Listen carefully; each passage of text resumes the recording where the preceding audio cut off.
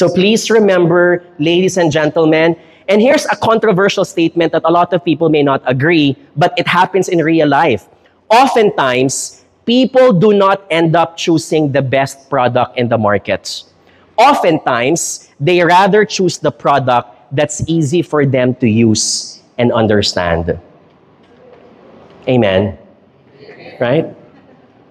So, sometimes people might say, John, why are they buying that product? Why are they using that product? That product sucks. That product is so low quality. Why are they still buying it? The answer is simple. Yes, it's low quality, but customers understand it.